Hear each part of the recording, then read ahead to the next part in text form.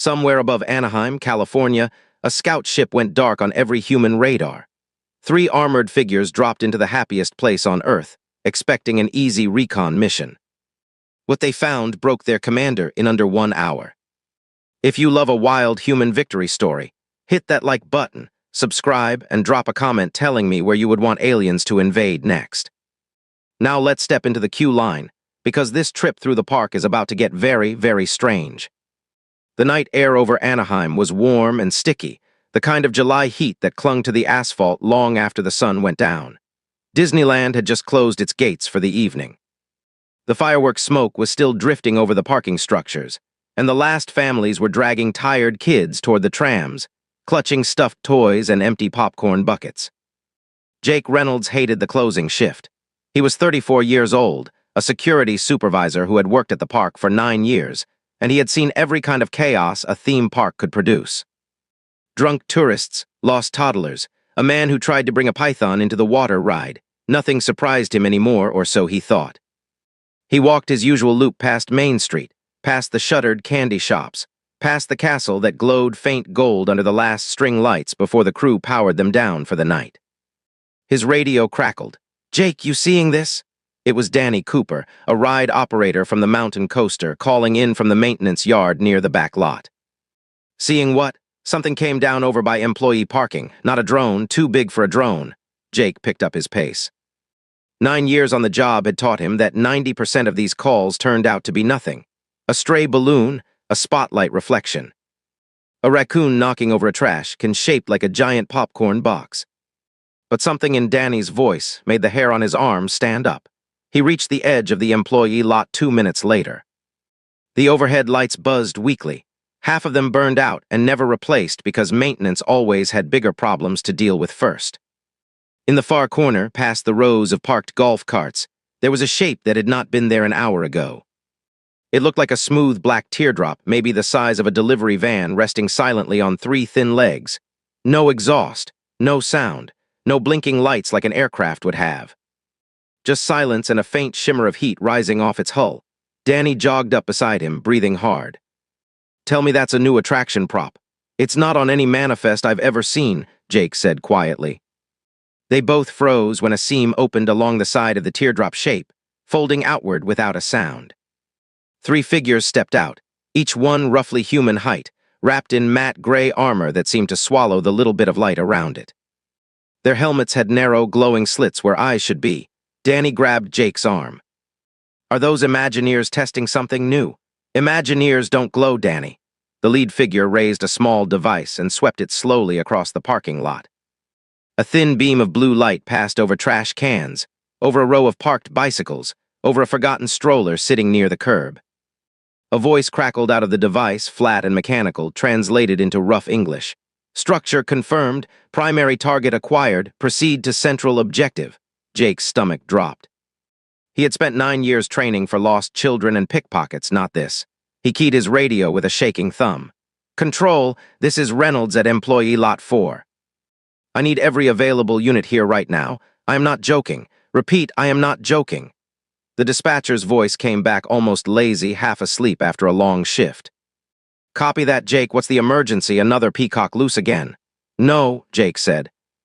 Watching the 3 armored figures begin walking calmly toward the back service gate that led straight into the park. "We've got intruders, armed intruders. And I think they just called this place a target." Danny had already started backing away toward the golf carts.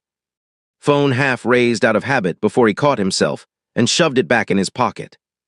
Whatever these things were, they did not look like they wanted an audience, let alone a video. The lead figure paused at the gate, working some kind of device against the electronic lock. Sparks flickered and the gate hissed open on its own. Behind Jake, the low mechanical hum of a golf cart engine turned over. "Get in," Danny hissed. Jake climbed in without thinking twice, and as the cart lurched forward down the service road, he caught one last look at the 3 armored figures, stepping through the gate into the sleeping heart of the park.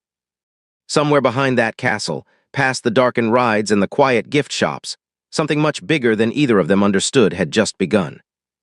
And neither of them had any idea that high above the clouds, a commander was already watching every second of it unfold. already calculating how easy this conquest was supposed to be. The security office sat behind Main Street, a low building most guests never noticed, packed with monitors, radios, and a coffee machine that had not been cleaned since the previous management team. When Jake burst through the door with Danny right behind him, the night shift supervisor, a woman named Carol Whitfield, nearly dropped her mug. "Jake, you look like you saw a ghost." "Worse," Jake said, grabbing the radio off the charging dock. "Lock down every gate, get everyone still on property to gather at the hub near the castle." Now, Carol did not argue. She had worked with Jake long enough to know he did not joke about lockdowns. Within minutes, the call went out across every radio channel in the park. Ride operators, cleaning crews, a handful of overnight construction workers finishing touch-ups on a new attraction, even the fireworks technicians still packing up their gear near the lagoon. All of them started converging toward Main Street. Meanwhile, the three armored figures moved deeper into the park, methodical and silent, scanning every building they passed. The lead scout, designated Unit 3 by his own chain of command, paused in front of the castle and tilted his head, studying the structure with mild confusion. "Structural analysis complete," he reported into his communicator. "This does not match orbital projections. Fortress walls are decorative. Load-bearing integrity is minimal." High above the atmosphere, aboard a cloaked scout vessel, Commander Wade Harrington's voice crackled back through the link. Harrington was not his real name, of course, but the collective had adopted human-style call signs after months of studying Earth broadcasts. Believing it would help them blend psychological profiles of the population they intended to study. Somewhere in translation, that decision had gone terribly wrong. "Unit 3, report status," Harrington said. His voice was calm, clipped, used to giving orders that were obeyed without hesitation. "Commander, the primary structure appears symbolic rather than functional. Population is minimal at this hour. Recommend proceeding to secondary objective, the Central Plaza." "Approved." "Proceed with caution. Avoid unnecessary contact." Unnecessary contact arrived almost immediately in the form of a maintenance worker named Pete Alvarez, who came around a corner pushing a cart full of paint supplies and nearly walked straight into Unit 3. Pete stared, the armored figure stared back. "You guys filming something?" Pete asked, genuinely curious, because in 9 years of working at the park he had seen stranger costumes during special event nights. Unit 3 raised the scanning device again, sweeping it across Pete's body. The readout flashed unfamiliar data across his visor, heart rate, body temperature, and a strange chemical signature the scout had never logged before. Something the humans called caffeine and stress hormones combined into one very jittery reading. Biological entity confirmed, non-hostile appearance, proceeding with observation only. Pete, feeling brave or foolish or both, reached out and poked the armor with one finger. "This is actually pretty good work." "Who makes your suits? The studio down in Burbank." Unit 3's targeting slit flickered, clearly unprepared for a human being to touch an interstellar combat suit like it was a theme park costume. Before he could respond, Pete's radio crackled to life with Carol's urgent voice ordering all staff to the hub immediately. Pete looked at the radio, looked back at Unit 3, and slowly began backing away. "Yeah, I think I'm supposed to go somewhere else right now." "Nice suit, though." He turned and jogged off toward Main Street, leaving Unit 3 standing there processing an interaction that had gone nowhere near the mission, parameters his training had prepared him for. By the time Jake reached the central hub, nearly 40 park employees had gathered, ranging from teenage ride attendants to grizzled maintenance veterans who had worked there since the park's earlier decades. Fear moved through the crowd, but so did something else, something Jake had seen plenty of times before during long, brutal closing shifts, when everything that could go wrong did go wrong at once. Determination. These people had spent years solving impossible problems for demanding guests, broken equipment, sudden storms, medical emergencies, all without ever losing their composure in public. Whatever was walking through their park tonight, it had picked the wrong group of professionals to underestimate. "Listen up," Jake said, climbing onto the hub's low stone wall so everyone could see him. "We've got at least 3 intruders inside the park right now. I don't know exactly what they are, but I know what they're not. They're not lost guests, and they're not part of any show we run here." A younger ride operator near the back raised her hand. "Are we talking like a security breach or an actual emergency?" "Both," Jake said flatly. Call it whatever helps you focus, but right now, this is our house, and something walked into it uninvited. Danny stepped up beside him, arms crossed. So what's the plan, boss? Jake looked out over the small crowd, thinking fast. 9 years of training had prepared him for lost children and unruly guests, not extraterrestrial visitors, but one truth remained the same no matter the situation. This park ran on teamwork, communication, and absolute refusal to let chaos win. We use what we know, Jake said. We know every hidden tunnel, every service road, every camera blind spot in this place better than they ever could. We split into teams, track their movement, and we funnel them somewhere we control. Carol's voice crackled through on the radio again, tighter this time. Jake, you need to see this. Cameras just picked up 2 more of those things landing near the lagoon. Jake's jaw tightened. Whatever this was, it was just getting started, and somewhere above them, hidden behind the stars, a commander was about to learn a lesson that no scouting report could have ever prepared him for. The lagoon sat quiet under a hazy moon, its surface still rippling faintly from the fireworks barges that had been towed back to dock less than an hour earlier. 2 more armored figures dropped silently from a hovering shuttle disguised as a low storm cloud, landing near the water's edge without so much as a splash. Commander Wade Harrington watched the deployment feed from orbit, arms folded behind his back, satisfied that his forces now had 5 units on the ground. 5 should have been more than enough for a low-risk reconnaissance mission on what his intelligence reports described as a primitive entertainment facility with minimal security presence. Units 4 and 5 converge with Unit 3 at the Central Plaza, Harrington ordered. Begin full environmental scan. I want population density, defensive capability, and structural weaknesses cataloged before sunrise. Understood, Commander, came the reply. What Harrington's intelligence reports had failed to mention was that this particular entertainment facility ran 24-hour surveillance across nearly every inch of its property. Staffed by people who had spent years memorizing every possible way things could go wrong. Carol Whitfield sat in the security office, eyes locked on a bank of monitors, tracking the 5 heat signatures moving through infrared feeds. Jake, I've got them boxed in. 3 near the central hub, 2 coming up from the lagoon side. If they keep this pace, they'll all meet near the plaza in about 6 minutes. Perfect, Jake said through the radio. That's exactly where we want them. His plan was simple in theory, complicated in execution. The plaza sat at the intersection of 4 major pathways, each one lined with shops, storage rooms, and narrow employee corridors that guests never saw. It was a maze that took most new hires months to fully learn, and Jake had walked every inch of it for nearly a decade. He split his teams into 4 groups, positioning them just out of sight along each pathway, armed with nothing more than radios, flashlights, and whatever tools their jobs normally required. A maintenance crew carried heavy-duty ratchet straps meant for securing ride equipment.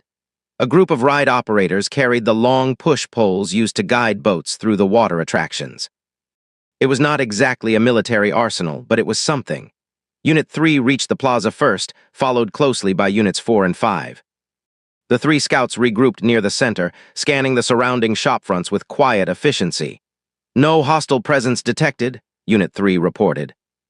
Population appears to have retreated.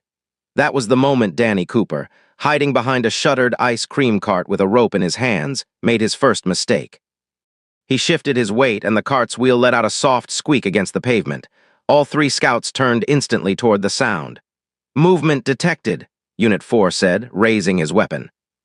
Danny froze, heart hammering, and for a split second it looked like the plan was about to collapse before it even started.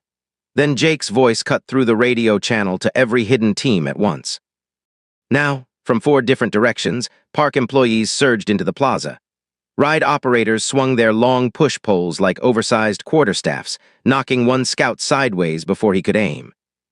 Maintenance workers hurled ratchet straps that wrapped tight around another scout's legs, sending him crashing to the pavement.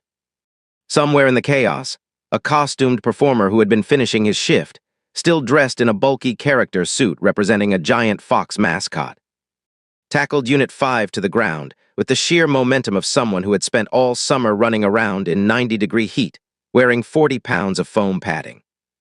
Unit 3 tried to raise his weapon, only to find it yanked from his hands by a food cart vendor named Ruth Delgado. a woman in her 50s who had worked the churro stand for over a decade and had absolutely no patience left for anyone threatening her workplace. She swung the confiscated weapon like a broom, smacking Unit 3 across the helmet hard enough to knock him off balance. "Nobody messes up my closing shift," Ruth shouted. High above, Commander Harrington watched the feed from his scout's helmet cameras dissolve into chaotic static, glimpses of flashing lights, shouting humans, and one very confusing image of a giant orange fox creature, pinning one of his elite units to the ground. "Report," Harrington barked into the comm. "What is happening down there?" Silence answered him, followed by garbled audio, a mix of Ruth's furious shouting, Danny cheering, and Unit 4 groaning from somewhere near the ice cream cart. Harrington's fists clenched at his sides.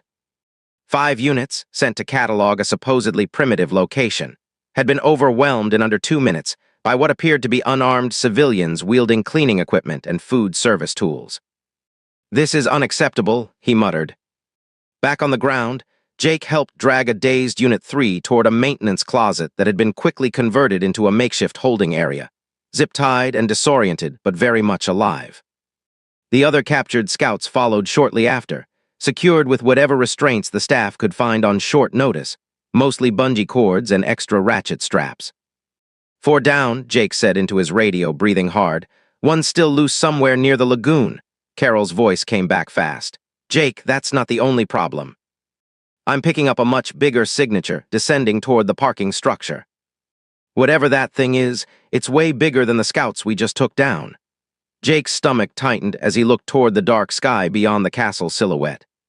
Somewhere up there, patience had officially run out, and the person responsible for what happened next was about to step onto the ground himself.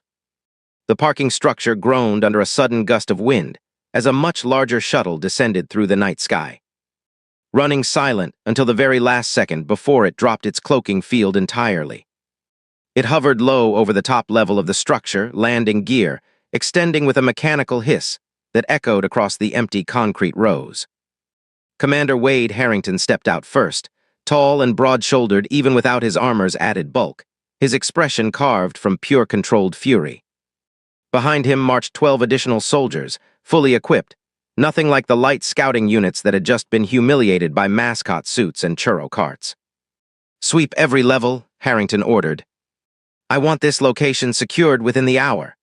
Jake watched the new arrivals through a pair of binoculars from the rooftop of a nearby employee building, his jaw tight. "Carol, how many?" "I'm counting 13 total, including whoever that big one is," Carol replied. "And Jake, these ones look serious." "Heavier armor, bigger weapons." Jake lowered the binoculars, thinking fast. 5 scouts had gone down because they underestimated an ordinary theme park staff, armed with improvised tools and stubborn determination. 13 trained soldiers, led by someone who clearly meant business, would not make the same mistake twice. "We need more than push poles and ratchet straps this time," Jake said. Danny, standing beside him, nodded slowly. "What do we actually have access to right after closing?" "Everything's mostly shut down for the night." Jake's eyes drifted across the skyline of the park, past the darkened rooftops, toward the tall steel structure of the mountain coaster looming in the distance, its tracks glinting faintly under the moonlight. An idea started forming, reckless but possible. "The coaster crew still doing final inspection runs tonight?" Jake asked. Danny blinked. "Yeah, why? Because I think we're about to give our new friends a ride they'll never forget." Meanwhile, Harrington's soldiers spread out across the parking structure, moving in tight formation down the ramps toward the main park entrance. Harrington himself walked at the center, scanning device raised, studying the layout with growing frustration. "This location makes no tactical sense," he muttered to his second-in-command, a soldier called Ford. "Buildings shaped like castles that offer no real defense. Pathways designed for confusion rather than efficiency. And these humans, they fight with tools meant for cleaning and food service." Ford, a younger soldier still eager to prove himself, offered a nervous response. "Perhaps that is exactly why they succeeded, Commander. We prepared for weapons. We did not prepare for absurdity." Harrington shot him a sharp look but said nothing because deep down, some small part of him suspected Ford might be right. As the soldiers reached ground level and began moving through the main entrance plaza, motion sensors along the pathway triggered without warning. Overhead speakers, usually reserved for cheerful background music during park hours, crackled to life instead with Jake's voice, amplified and steady. Attention, unauthorized visitors. This park closed for the evening. Please proceed to the nearest exit or you will be escorted out. Harrington stopped walking, staring upward at the nearest speaker with visible disbelief. Did that structure just address us directly? Before Ford could answer, the ground beneath their boots rumbled softly and far in the distance. The unmistakable clatter of a roller coaster train, climbing its first steep incline, echoed through the empty night air. Jake, standing at the coaster's control platform with Danny beside him, watched the empty train slowly rise toward the summit, guided remotely along its usual nightly inspection route. The plan was simple and slightly insane. Redirect the coaster's path along a section of track that ran directly above one of the main plaza walkways, then time a controlled release right as the soldiers marched underneath. "You sure this thing can handle an unscheduled run?" Danny asked, sweat beading on his forehead. "No," Jake admitted. "But I'm sure standing still isn't going to help us either." The empty train reached the summit, paused for a brief second exactly as designed, then dropped. Down below, Harrington's soldiers marched directly beneath the overhead track, completely unaware of the massive steel structure rumbling to life above them. The empty train screamed through its first drop, generating a deep mechanical roar that echoed off every nearby building, sending a shockwave of noise and vibration crashing down onto the plaza below. Startled soldiers scattered instantly, weapons raised toward a threat they could not identify. Confused shouting filling the comm channels as the coaster train screeched along its curved track overhead, sparks briefly flashing off worn brake sections. "What is that?" Harrington bellowed, ducking instinctively as the noise thundered past. Ford, pressed flat against a nearby wall, shouted back over the deafening roar. "I believe it is some form of transportation system, Commander." "Then, why is it attacking us?" The train completed its loop and disappeared back toward the maintenance yard, leaving the plaza in sudden, ringing silence. Harrington slowly rose to his feet, breathing hard, humiliation burning through him hotter than any weapon fire could have managed. "Regroup," he ordered through gritted teeth. "Whoever is controlling that structure, find them immediately." High above the plaza, hidden behind a maintenance railing, Jake exchanged a quick glance with Danny. The coaster trick had bought them time, scattered the soldiers, and rattled their commander's composure. But 13 armed soldiers were still standing, angrier than before, and now actively hunting for whoever had just turned their own theme park into a weapon against them. Somewhere in the shadows near the lagoon, the last missing scout unit was still unaccounted for, and Jake had a growing feeling that the real fight had not even started yet. Harrington's soldiers regrouped near the plaza fountain, weapons raised, scanning every rooftop and shadow for the source of the mechanical assault that had just humiliated them. The commander himself paced in tight, furious circles, his patience completely gone. "Ford, status on the missing scout unit," Harrington snapped. "Still no contact, Commander." Last known position was near the water feature to the east. Harrington's jaw tightened. That missing scout was about to become the least of his problems. Near the lagoon, Ruth Delgado had taken it upon herself to hunt down the last stray intruder. Armed with nothing more than a rolling cart, normally used to restock napkins and sugar packets. She found him crouched near the water's edge, disoriented and quietly trying to recalibrate a broken scanning device. "You lost, honey?" Ruth asked, arms crossed. The scout spun around, startled, weapon raised halfway before Ruth calmly shoved her cart directly into his legs, sending him stumbling backward into the shallow lagoon with a loud, undignified splash. "That's for scaring my customers," Ruth called out, already walking away to radio Jake with the good news. Back at the plaza, Jake and Danny had relocated to a rooftop overlooking the fountain, watching Harrington's remaining soldiers regroup below. Jake keyed his radio. "Carol, how many staff do we still have positioned around the plaza?" "About 20, Carol replied. "But Jake, that commander looks like he's done playing nice." Jake studied the scene below carefully. Harrington's soldiers stood in a tight defensive formation now, clearly expecting another ambush, weapons scanning every angle. A frontal approach would get someone hurt. They needed something smarter. His eyes drifted toward the large fountain at the plaza's center, its water jets currently powered down for the night. Connected to a control panel Jake had personally serviced dozens of times over the years. "Danny, get down to the fountain controls," Jake said. "I've got an idea, and it's going to look completely ridiculous." 2 minutes later, every water jet in the plaza fountain roared to life simultaneously. Blasting high-pressure streams directly into the soldiers' tight formation. The sudden explosion of water sent armored figures stumbling in every direction, weapons sputtering as water seeped into delicate electronic components never designed for a sudden aquatic assault. "Systems compromised," one soldier shouted, sparks crackling from his damaged rifle. Harrington staggered backward, drenched from head to toe, staring up at the fountain with pure disbelief. "It's just water. How is water defeating advanced weaponry?" "Perhaps," Ford sputtered, wiping water from his visor.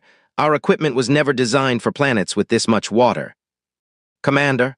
While the soldiers scrambled to regroup, Jake gave the signal, and the remaining staff teams surged forward from every direction, using the confusion to their advantage.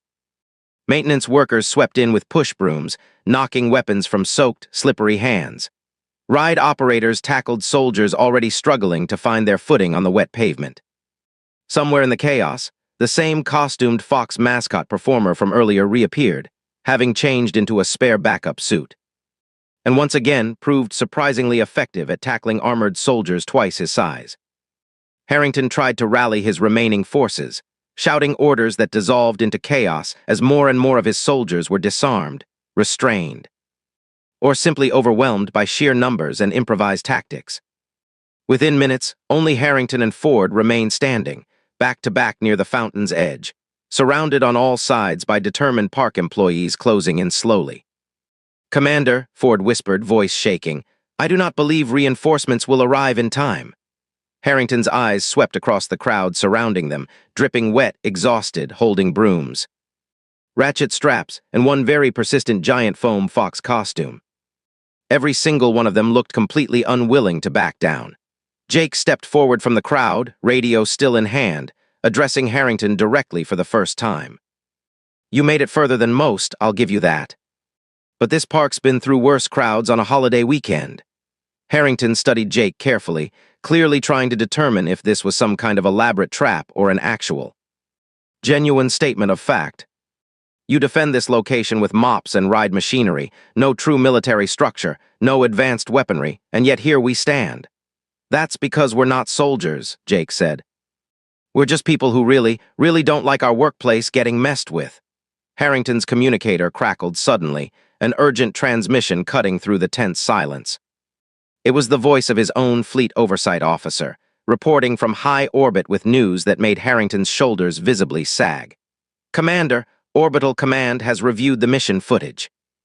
They are ordering immediate extraction of all remaining units." Harrington closed his eyes briefly, absorbing the humiliating order. When he opened them again, he looked at Jake with something almost resembling respect, buried beneath layers of exhaustion and wounded pride. "Extraction confirmed," Harrington said quietly into his communicator, then louder addressing Jake directly. "This location will be marked accordingly in future reports." "Marked how exactly?" Jake asked. Harrington managed a tired, humorless smile as his remaining forces were slowly released from their makeshift restraints under his direct order, standing down completely. "Marked as unsuitable for further contact," he said. "Extremely unsuitable." Above them, the massive shuttle that had brought Harrington and his soldiers to the parking structure began powering up once again, engines humming softly as it prepared for departure. The remaining scouts, freed and thoroughly humbled, filed quietly back toward the vessel under their commander's watchful, defeated gaze. Jake watched them go, radio still clutched tightly in one hand, Danny standing beside him, both completely soaked, exhausted, and quietly amazed that the closing shift had somehow turned into the strangest night of their entire careers. "You think they'll actually stay away?" Danny asked. Jake looked up at the shuttle lifting silently into the night sky, disappearing into the clouds within seconds. "Something tells me," he said slowly, "we just became a very interesting story somewhere out there. And not the kind anyone wants to repeat." By the time the sun rose over Anaheim, the park looked exactly like it always did. Sprinklers ran their early morning cycle along Main Street. Cast members arrived for the opening shift, sipping coffee, checking their assignments, completely unaware of what had unfolded across the property just hours earlier. Jake made sure of that. Along with Carol, Danny, and a small group of trusted staff, he spent the final hours before sunrise quietly restoring every disturbed area, drying the plaza, resetting the fountain controls, and filing an internal report that carefully avoided the words alien, invasion, or extraction entirely. Officially, the overnight incident report described a minor security drill combined with unexpected fountain maintenance issues. Nobody outside that small circle of employees needed to know the truth, and honestly, nobody would have believed it anyway.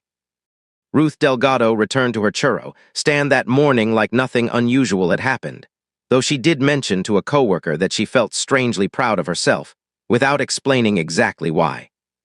The costumed performer, whose name turned out to be Marcus Bell, quietly requested a raise during his next shift review, citing what he described only as above and beyond effort during unexpected overtime circumstances. His supervisor had no idea what he meant, but approved it anyway. Mostly because Marcus refused to elaborate further no matter how many times he was asked.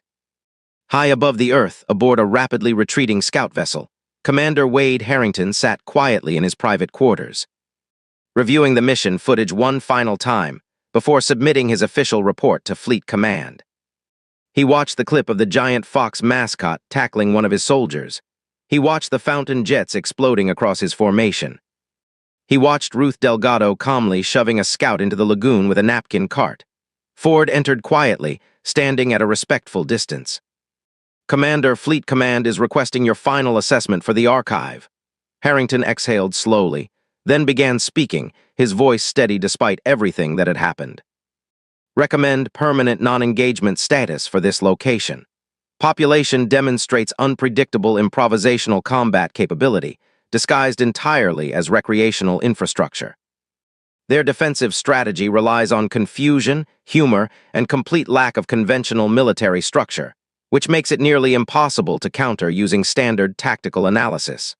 Ford nodded, recording every word carefully. "Should this location be flagged for future scouting missions, Commander?" Harrington thought about the mechanical roar of the roller coaster, the sudden explosion of water from the fountain, and the sight of his elite soldiers being restrained with bungee cords by ordinary theme park employees. "No further scouting required," he said firmly. "This location has already taught us everything we need to know." Back on Earth, life at the park continued exactly as it always had, filled with long lines, cheerful music, and families creating memories that had absolutely nothing to do with the events of that particular night. Jake occasionally found himself glancing up at the sky during his closing shifts, half expecting to see another dark shape descending toward employee parking.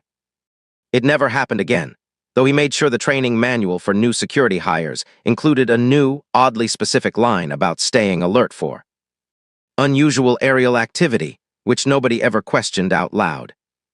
Danny eventually left his ride operator position for a promotion into park operations management, often joking privately with Jake that no future crisis, no matter how chaotic, would ever compare to the night they defeated an alien invasion using an empty roller coaster train and a fountain control panel.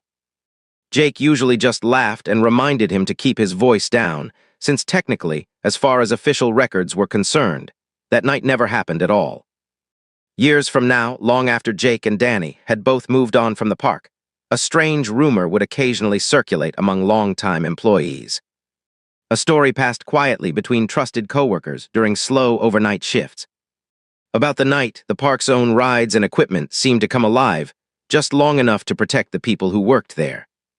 Most dismissed it as an exaggerated legend, the kind of story theme park employees love to tell each other to make long closing shifts feel a little less boring. But every so often, late at night, when the crowds had gone home and the lights along Main Street dimmed low, a few veteran staff members would glance toward the empty parking structure, remembering a night that never officially existed, and quietly smile to themselves, knowing exactly how true it really was. If you enjoyed this story, make sure to hit that like button, subscribe for more incredible tales, and drop a comment letting me know which location you think deserves the next unexpected alien encounter. Share this video with a friend who loves a good underdog story, and I will see you in the next one.